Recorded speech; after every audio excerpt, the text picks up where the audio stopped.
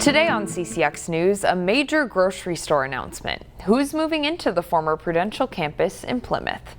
A grocery store based in St. Cloud will soon call Plymouth home. Coborn has announced that it will open a store on the site of the former Prudential campus.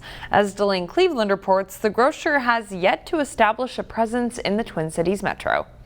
In Plymouth, a transformation is underway. The 80-acre site along Bass Lake Road in 494 that once housed the sprawling Prudential campus is slowly but surely being developed into a mixture of housing and retail. For about 40 years, I've lived about half a mile from that development we're talking about. George John is a marketing professor at the U of M, and he says this area is in need of a grocery store. We're sort of a donut hole. We don't have one right here.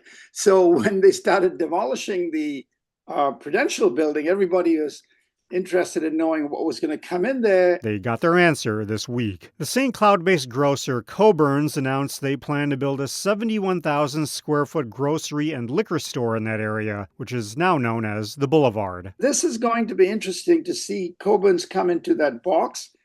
Because it's not clear to me Coburn's has an established identity in the Twin Cities. When Hy-Vee entered the Twin Cities market in 2015, John said they were an established brand in Iowa. That familiarity generated a lot of excitement. Coburn's doesn't quite have that pre-existing image. I'm not saying it's bad, but they'll have to work. Coburn's does, however, have 27 stores throughout Minnesota. The closest ones to Plymouth are in Ramsey and Delano. John predicts that if the Plymouth site does well, we'll see more pop up in the metro. I mean, it's such a big, untapped area for them. Now, whether it's smart or not, I'm not smart enough to tell. Time will tell, because contrary to what people may think, given all the high prices we face today, grocery retailing is a brutally competitive, almost unprofitable business. It's a business that could be open by fall of next year. In Plymouth, Delane Cleveland, CCX News. Plymouth city officials said they haven't received the formal site plan application from Coburn's yet. Once they do, they'll determine whether the plan has to go before the City Council and the Planning Commission for approval. Meanwhile, the Robbinsdale City Council is taking steps to make city operations more environmentally friendly.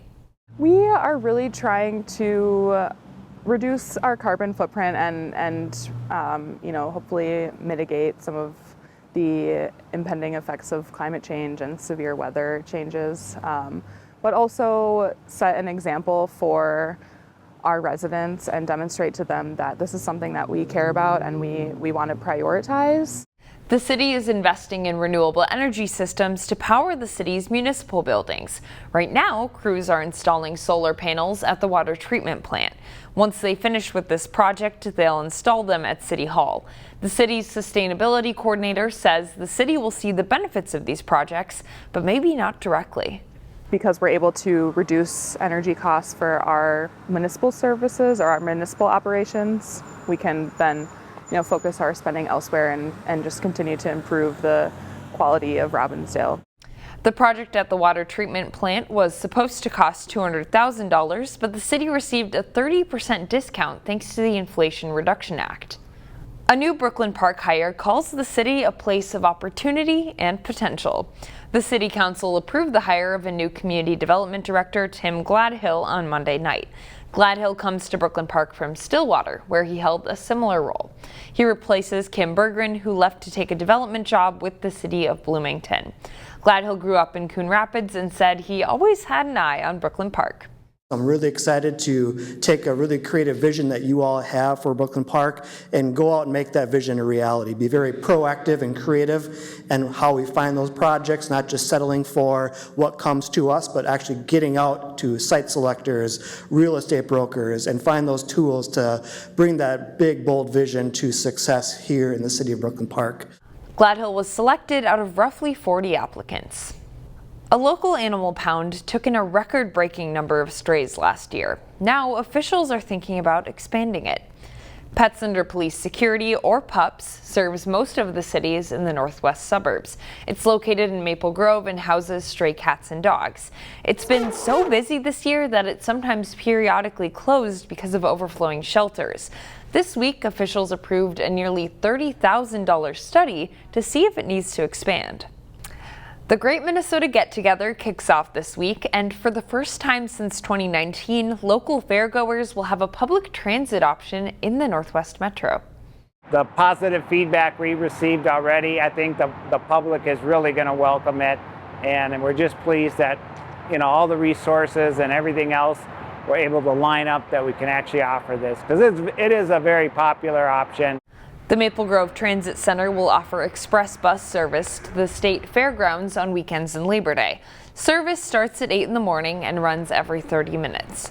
A driver shortage prevented Maple Grove from offering the bus for the last 5 years, but Metro Transit was able to grow its labor force to the point that it can offer this route once again. Still, it's important to note those buses will not run from Maple Grove during the week. We've already got a few questions, why not weekday service, but we have to explain that this facility is first and foremost designed for our weekday express bus service to Minneapolis, and that's being utilized, like I said, not only the parking spaces here, but the drivers and the buses as well. The cost to ride the State Fair Express bus is only $5 if you buy online or at one of the Transit Center kiosks.